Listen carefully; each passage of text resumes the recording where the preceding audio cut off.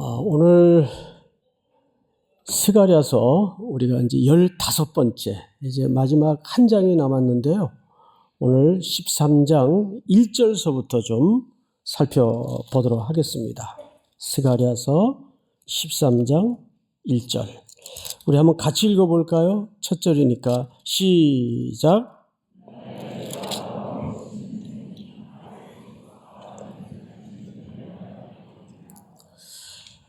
여기 그날에 죄와 더러움을 씻는 이런 표현이 나오죠. 죄는 뭘 얘기하는 것이고 또 더러움은 뭘 얘기하는 것일까? 뭐 같은 말 아닐까? 근데 여기서 이렇게 굳이 따로 구분해서 표현하는 것은 내용 자체가 다르기 때문입니다. 죄라는 표현은 윤리나 도덕적인 일상에서 벌어지는 죄를 얘기하는 것이라면 더러움은 제의적 타락을 얘기합니다. 그러니까 예배를 드릴 때, 오늘식으로 표현하자면 예배 타락을 얘기하는 거죠. 그럼 그 당시 예배가 어떻게 타락이 되었었는가? 우선 제사장의 타락과 거짓 선지자들이 많았어요. 거짓 예언을 합니다. 그런데 그 배후에는 오늘 구약에서 유일하게 등장하는 여기 표현이 앞으로 나오는데 더러운 영이 배경으로 자리 잡고 있습니다. 그 더러운 영에 붙들려서 거짓 선지자들이 선지자도 아닌데 당시에 선지자들의 상징적 옷인 털옷을 입고 선지자 노릇을 하고 옳고 그름의 문제와는 상관없이 자기의 더러운 이익을 위해서 탐하는 일들이 벌어집니다. 더 끔찍한 것은 이방인들이 섬기는 제사의 형식을 그대로 카피해서 여호와를 섬기는 예배의 형식 속에 섞어놔요. 혼잡스러웠겠죠. 오늘날에도 이런 요소들이 충분히 가능합니다. 명목은 하나님을 얘기하고 폼은 예배의 형식인데 그 내용을 들여다보면 이게 사람을 찬양하는 건지 하나님께 경배를 드리는 건지 하나님을 즐거워하는 예배인지 자기의 어떤 이익을 탐하는 예배인지 헷갈리게 만들어. 그리고 사람의 이름이 기념되고 하는 이 세속화된 예배, 비슷한 현상입니다. 그래서 죄를 말할 때는 정확하게 도덕적인 타락을 얘기하는 것이고 더러운 부정한 것, 제의적 타락을 얘기하는 거예요. 이 사실 구분을 해놨지만 이 둘은 한 묶음이라고 보아지는 것이 예배의 타락에서 무슨 타락이 올까요? 삶의 타락이 옵니다. 정확합니다. 근데 이거를 고칠 방법이 없어요. 그러니까 하나님께서 여기 그날에 죄와 더러움을 씻는 샘이 등장을 합니다. 여러분, 샘이라는 것은 물이 퐁퐁퐁 흘러나오거나 솟구치는 현장이죠. 그 샘이 다윗의 족속과 예루살렘 주민을 위하여, 다윗의 족속 예루살렘 주민은 오늘식으로 얘기하면 하나님의 언약 백성들을 통칭하는 표현이에요. 그 하나님의 백성들을 위해서 열리리라 수동형을 썼어요. 그러니까 샘은 내가 물 좀 퍼올려 볼까? 스스로 자발적으로 샘물을 퍼올릴 수가 없어요. 이 샘은 주권자이시고 창조자이신 만군의 여호와께서 터쳐내시고 열어주셔야 샘물이 솟구치는 거예요. 그걸로 어떻게 하겠다는 겁니까? 원래 샘물의 이곳에서의 용도는 씻어내는 겁니다. 부정함을 씻어내고 더러운 것을 씻어내고 죄를 씻어내는 역할을 해요. 공통적으로. 자, 그런데 2절을 한번 볼까요? 만군의 여호와가 말하노라. 왜 이런 표현을 썼는가 하면 하나님께서 하나님의 타락한 다윗의 족속과 예루살렘 주민을 위해서, 오늘 시각으로 얘기하면 하나님의 백성들을 위해서 만군의 여호와께서 샘물을 터쳐주시겠다. 그래서 그 샘물로 내 백성을 씻어낼 것이다. 그러면서 2절을 보시면 만군의 여호와가 말하노라. 그날에 내가 우상의 이름을 이 땅에 끊어서라는 표현이 등장을 하죠. 기억도 되지 못하게 할 것이며 거짓 선지자와 더러운 귀신을 이 땅에서 떠나게 할 것이라. 끊어낼 것이고 떠나게 한다는 말은 발본색원에서 완전히 제거할 것이다. 제가 이 내용을 어제 설교로 이제 준비하면서 어쩌면 대한민국의 현실을 그대로 담아냈을까? 대한민국은 거대한 지금 우상의 문화에 깊이 빠져 있어요. 채널을 여기저기 틀어봐도 무당이 안 나오는 데가 없고 점치는 방식의 예능이 안 나오는 데가 없어요. 그리고 이것이 아주 예능이라는 친밀한 방식을 통해서 슬며시 우리 한복판에 들어와 있습니다. 이제 뭐 예능인데 뭐. 여러분 볼까요? 우리 신명기서 13장을 한번 띄워주세요. 제가 좀 쭉 읽겠습니다. 이스라엘 백성들의 상태. 너희 중에 선지자나 꿈꾸는 자가 일어나서 이적과 기사를 네게 보이고 그가 네게 말한 그 이적과 기사가 이루어지고 너희가 알지 못하던 다른 신들을 우리가 따라 섬기자고 말할지라도. 여러분, 이적과 기사를 어둠의 권세 잡은 자도 일으킨답니까? 안 일으킨답니까? 일으켜요. 귀신도 역사해요. 그러니까 그걸 분간하지 못하고 막 귀신이 역사를 일으키고 이적을 일으키는 걸 보고 와서 이게 진짜라고 그냥 막 야단을 치면은 목사님 사실이에요. 제가 한번 이 말에 열받은 적이 있어요. 뭐요? 지금 뭐라 그러셨어요, 집사님? 사실이라고요. 그 사실이면 그게 진리라고 누가 얘기합니까? 귀신도 역사해요. 이게 팩트만 들여다보고 속는 거예요. 현상만 보고 속는 거예요. 악령도 역사합니다. 뭐 귀신같이 맞힐 수 있죠. 귀신이니까. 자, 그런데 본문을 어디 갔어? 이 신명기서를 한번 띄워주세요. 다음 절. 너는 그 선지자나 꿈꾸는 자의 말을 청종하지 말라. 이는 너희의 하나님 여호와께서 너희가 마음을 다하고 뜻을 다하여 너희 하나님 여호와를 사랑하는 여부를 알려하사 너희를 시험하심이니라. 4절. 너희는 너희 하나님 여호와를 따르며 그를 경외하며 그의 명령을 지키며 그의 목소리를 청정하며 그를 섬기며 그를 의지하며 끊고 갑시다. 그런 귀신과 어둠의 영들의 팩트가 담아진 장난들은 딱 한 가지 이유밖에 없어요.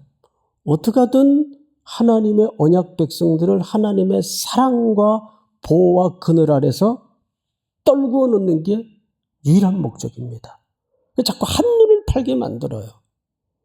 이 시대가 얼마나 한눈 팔게 지금 점점점 쌓여져 갑니까? 딱 보면 어둠의 영이 지배하고 있는 게 딱 보입니다. 결국 이 세상의 구조는 큰 싸움이 하나 있는데 어둠의 우두머리와 진리의 영시 하나님의 영역과의 싸움이에요. 간단해요. 이거 외에는 다 부수적인 싸움입니다. 다음 절을 볼까요? 그런 선지자나 꿈꾸는 자는 어떻게 단호하게 얘기합니까? 여기 죽이라는 말은 야 하나님 잔인하다 이렇게 이해해서는 안 되고 하나님이 그런 하나님을 대적하는 영역에 대해서는 추호도 양보 없이 단호하다 그 말이에요. 죽이라. 이는 그가 너희에게 너희를 애굽 땅에서 인도하여 내시며 종되었던 집에서 속량하신 너희 하나님 여호와를 배반하게 하려 하며 의도가 드러나죠. 배반하게 하려 하며 너희의 하나님 여호와께서 네게 행하라 명령하신 도에서 너를 꿰어내려고 말하였습니다. 이게 다 속임수예요. 너는 이같이 하여 너희 중에서 악을 제할지니라. 오늘 말씀과 똑같죠? 다음 절. 이 부분 잘 들어보세요. 네 어머니, 아들, 그 모자지간이겠죠? 네 형제, 네 자녀, 네 품의 아내나 너와 생명을 함께하는 친구가 가만히 너를 깨어 이르기를 너와 네 조상들이 알지 못하던 다른 신들을 섬기게 만들어요.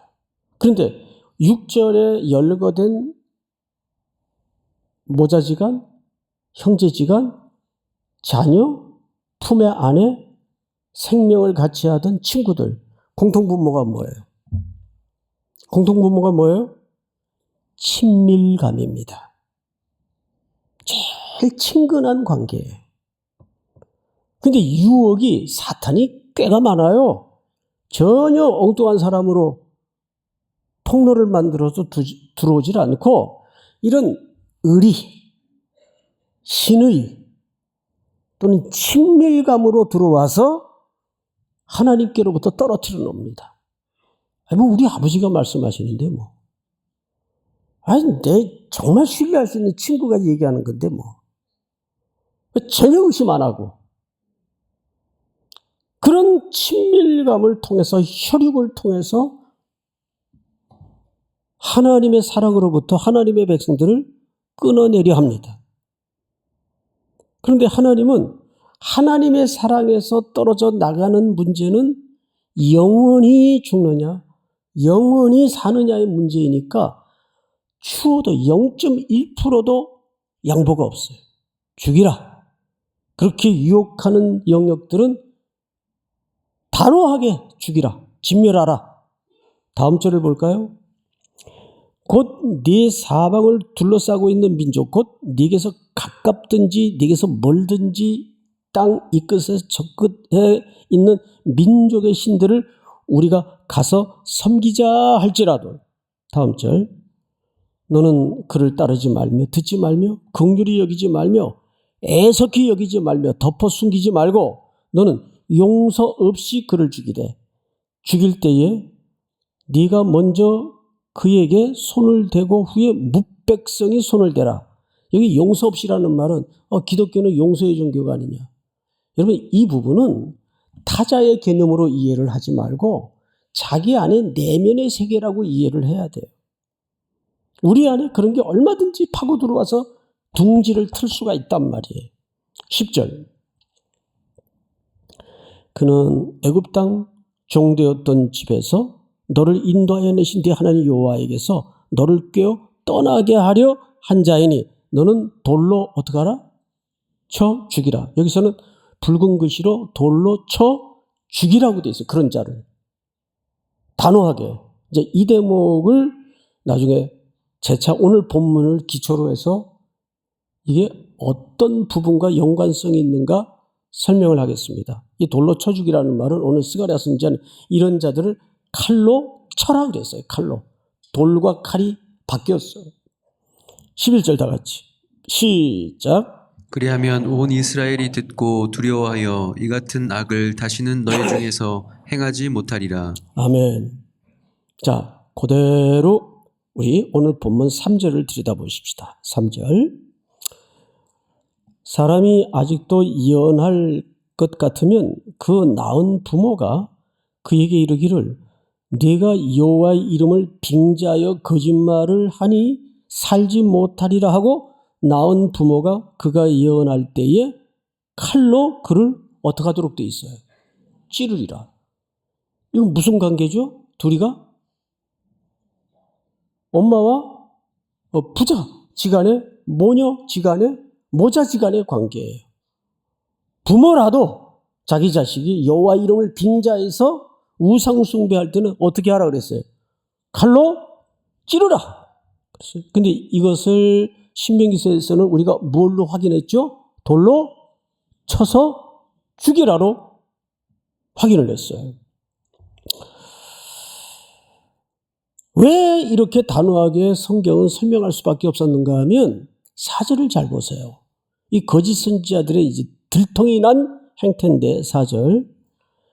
그날에 선지자들이 예언할 때에 그 환상을 각기 부끄러워할 것이며 사람을 속이려고 털옷도 입지 아니할 것이며, 이 무슨 얘기냐 하면 선지자들이 참 예언을 할 때 거짓말로 예언하고 거짓말로 백성들의 고열을 빨아먹고 이익을 챙겼던 거짓 선지자들이 자기들의 과거의 행적을 그날이 오면 부끄러워하는 날이 온다 그 말이에요. 그래서 털옷을 입었다 그랬어요? 벗었다 그랬어요?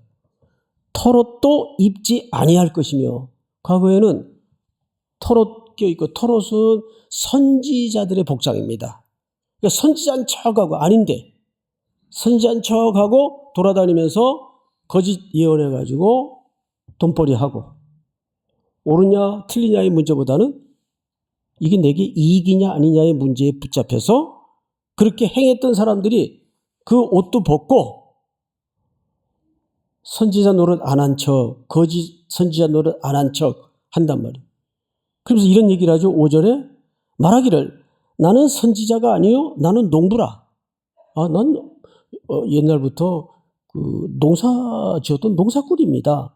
자기 과거 이력을 세탁하고 과거 이력을 속이는 일들이 일어날 것이다.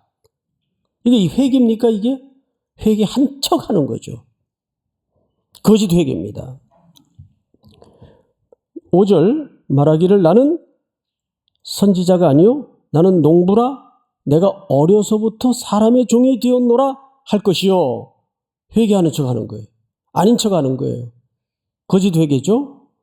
6절 다 같이 시작. 어떤 사람이 그에게 묻기를 내 두 팔 사이에 있는 상처는 어찌 됨이냐 하면 대답하기를 이는 나의 친구의 집에서 받은 상처라 하니라.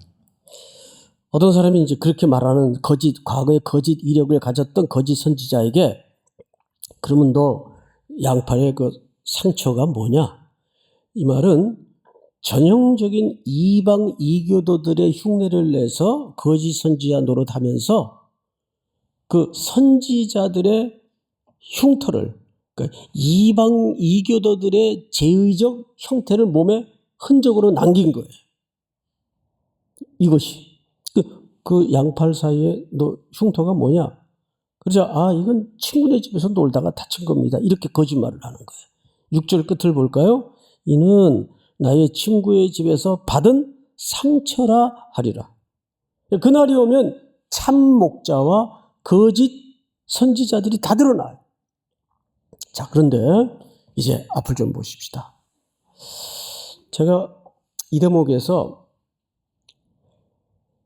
스가랴 선지자를 보든지 다른 선지서를 우리가 들여다보든지 사람은 바뀐다 안 바뀐다? 안 바뀌어요. 사람은 안 바뀌어요. 우리 보통 이런 말 자주 합니다.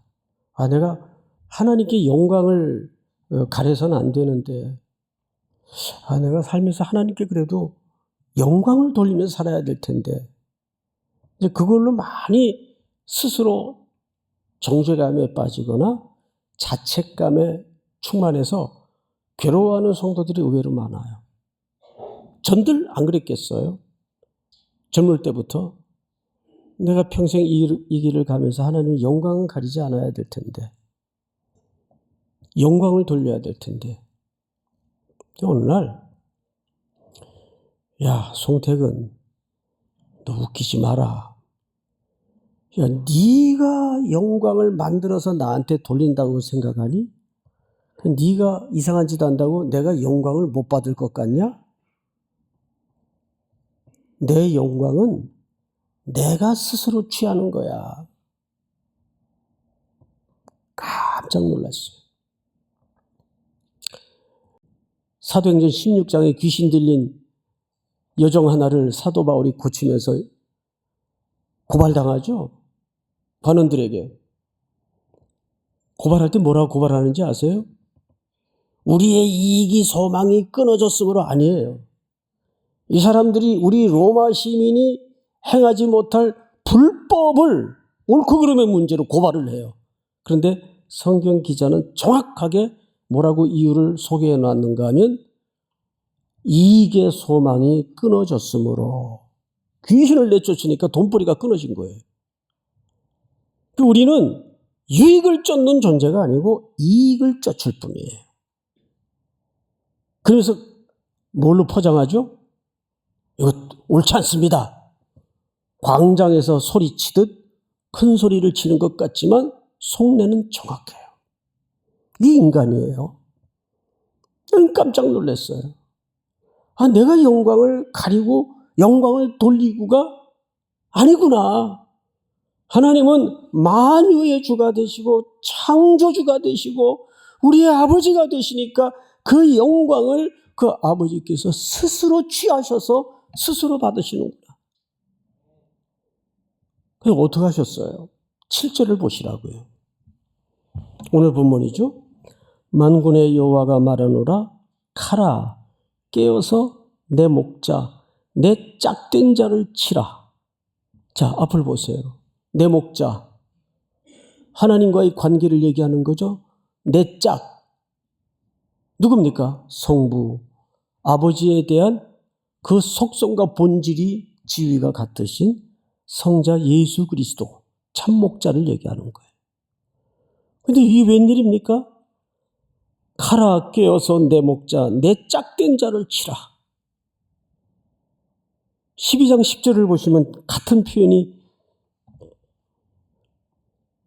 내가 다윗의 집과 예루살렘 주민에게 은총과 강구하는 심령을 부어주니 그들이 그 찌른 바 그를 바라보고 그를 위하여 애통하기를 십자가의 사건을 얘기하지 않습니까?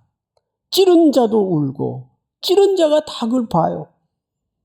그런 애통과 후회와 회개의 날이 올 거라고 말이에요. 그래서 예수님은 십자가에서 여지가 없고 변할 수 없고 고쳐지지 않는 우리의 지독한 죄악을 위해서 십자가에 죽으셨어요.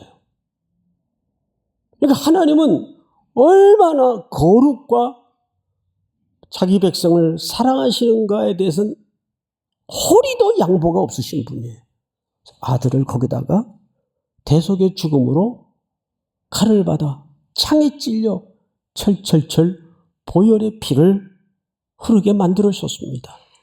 그 흘리신 보혈의 피가 오늘 샘물이 되어서 우리를 죄와 더러움에서 씻어주신 거예요. 이거 외에는 해답이 없어요. 믿습니까? 진영 논리에 빠지지 말고 예수 그리스도의 피 흘리심에 하나님의 죄에 대한 사랑이 단호함이 없었다면 우리에게는 샘물이 열리지 않았을 겁니다. 오늘도 이 말씀이 하루하루 일상 속에서 깊이 되새겨지고 기도의 간절한 겸허함으로 무릎 꿇어지는 은총이 있기를 주의 이름으로 축복합니다.